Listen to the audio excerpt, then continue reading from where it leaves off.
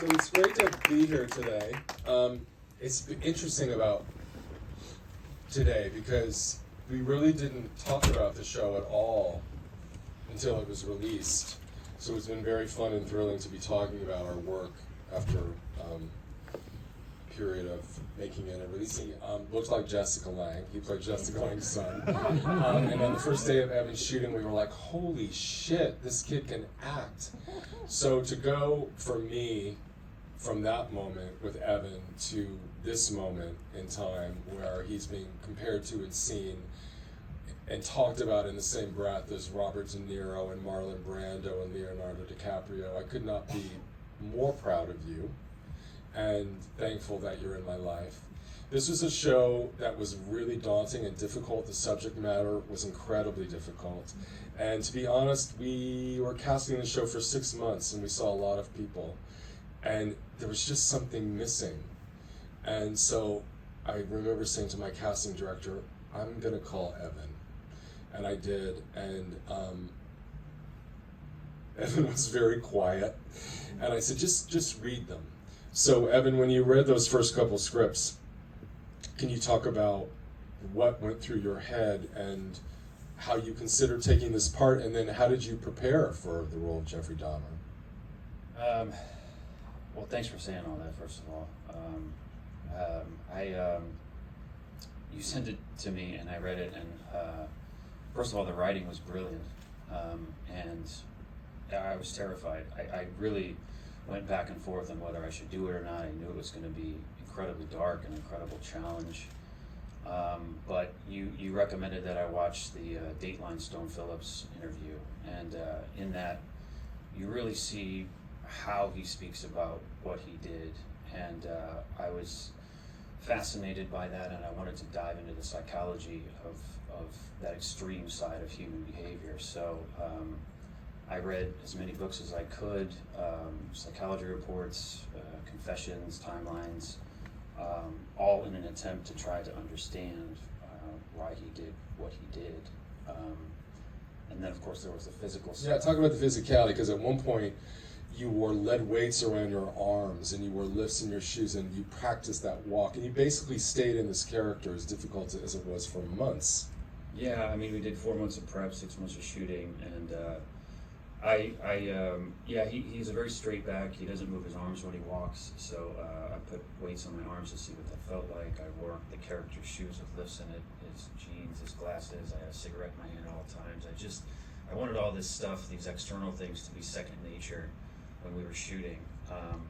So I watched a lot of footage, and I also worked with a dialect coach to get down his voice, the way that he spoke. It was very distinct, and he had a dialect. So I also went off and created this 45-minute audio composite, which was very helpful, and I listened to that every day in hopes of learning his speech patterns, but really an attempt to try to get into his mindset and understand that each day that we were shooting. So it was an exhaustive search, trying to find private moments, things where he didn't seem self-conscious, so you could get a glimpse into how he behaved prior to these interviews and being in prison. Right.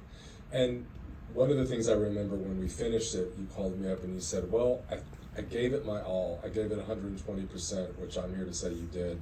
Interestingly enough, this is one of the first times we've all gotten together, and the other night, Nisi went up to Evan and said, Evan Peters, nice to meet you, even though they had worked together for months, because Nisi, you can talk about that. Like, it was, yeah, Evan was so deep in character. So deep in character. People will say, what is Evan like? And I'm like, I don't know the man.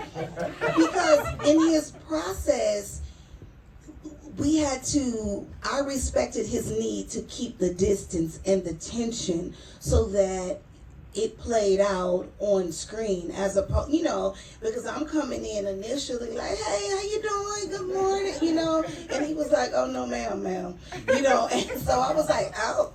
And then I realized, I said, oh, he's in his process. Yeah, Evan, just briefly before we move on, can you talk about how you got out of it? Because you said that you had watched Step Brothers recently, and like everybody always thinks of Evan as dark and brooding, and I'm like, absolutely not. Evan is hilarious. He's spent Thanksgivings at my house. My children have sat on his knee. He's such a lovely guy. But can you talk about, it was a big responsibility, but coming out of it, what did you do? Yeah, it was, well, you know, doing the role, I wanted to give it 120% the whole way through, so I brought in a lot of darkness and negativity, and so really it was just having that end goal in sight, you know, knowing when we were going to wrap, and finally being able to breathe and let it go and say, okay, now it's time to bring in the joy and the lightness and watch comedies and romances and go back to St. Louis and see my family and friends and watch Step Brothers, you know. Evan Peters, me and you in a rom-com right after this. Let's go. I'm down. I think having the end goal in sight, you know, knowing that the project is going to be finished, pacing it out, I think was helpful.